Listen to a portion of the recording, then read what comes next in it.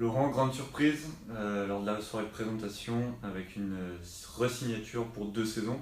Euh, Exprime-toi par rapport à ton sentiment, par rapport à cette re-signature et à cette stabilité que tu as trouvée à Dijon.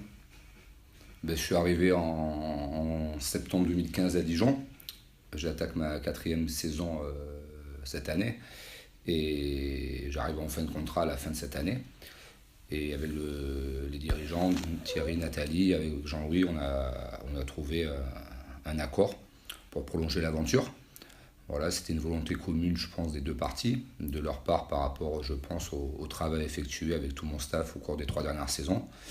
Et moi, mon attachement à la fois au club, à la ville de Dijon, je me sens vraiment bien dans ce contexte-là. On laisse la possibilité de travailler vraiment en toute confiance et j'ai apprécié cette marque de confiance-là durant ces 3 premières saisons.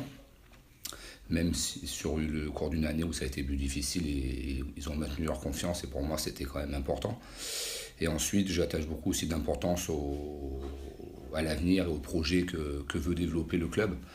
Voilà, à travers les discussions qu'on a eues avec Thierry, avec Nathalie, avec Jean-Louis, il y a vraiment une volonté de faire progresser la JDA dans les années à venir.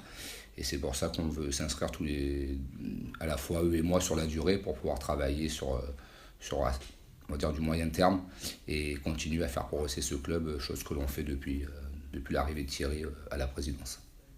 À l'image de plusieurs joueurs de l'équipe que tu gardes d'une saison à l'autre, tu trouves aussi désormais une stabilité à Dijon. C'est important dans un groupe d'avoir des gens qui sont toujours présents d'une année sur l'autre. Oui, alors les joueurs c'est un peu différent parce que les joueurs c'est vraiment des contrats d'1 an voire 2 ans. Il y a rarement des contrats plus importants, puis on sait qu'en basket c'est toujours un renouvellement des effectifs. Concernant les coachs, on s'aperçoit dans le monde de la proie, enfin de la JP Elite, pardon, dans le monde de la JP Elite qu'il y a beaucoup de coachs qui s'inscrivent sur la durée.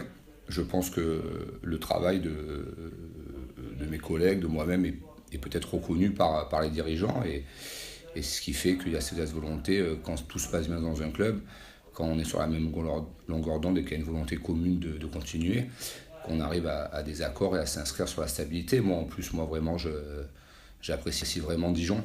J'ai vraiment trouvé une ville où je me sens bien, un club où également où je me sens bien avec les salariés, que ce soit de l'administratif, dans les bureaux, avec mon staff sportif. Donc il n'y avait pas de raison fondamentale de changer ou d'aller voir ailleurs. Après, l'avenir, on verra de quoi il est fait. Je suis encore un jeune coach, j'ai 41 ans. Voilà, mais c'est très bien et je m'épanouis dans mon travail à Dijon, même si j'aimerais, c'est vrai, avoir encore de meilleures installations, mais dans le projet dans lequel s'inscrit Thierry, avec la vision qu'il a sur l'avenir, j'espère qu'on va combler ces manques pour amener la JDA au plus haut niveau. À l'aube de la nouvelle saison qui commence vendredi face à Chalon-Reims, tous les voyants sont ouverts désormais. Bon, ils étaient ni orange ni rouge. De toute façon, après, on sait très bien que sur la saison qui va démarrer, tout dépend des résultats, mais comme chaque année. Donc il n'y a pas de voyant vert, pas de voyant rouge, il y a un match à jouer vendredi. Voilà, on a beaucoup d'incertitudes, j'ai beaucoup d'incertitudes, beaucoup d'interrogations par rapport à la compétition qui arrive, mais comme les 17 autres équipes, je pense. Et on essaiera d'être le plus près possible pour vendredi. Face à une très belle équipe de Chalon-Reims qui a fait un recrutement vraiment de top niveau, avec des très très forts joueurs. Voilà, donc on va s'atteler à faire le maximum pour essayer de gagner ce premier match.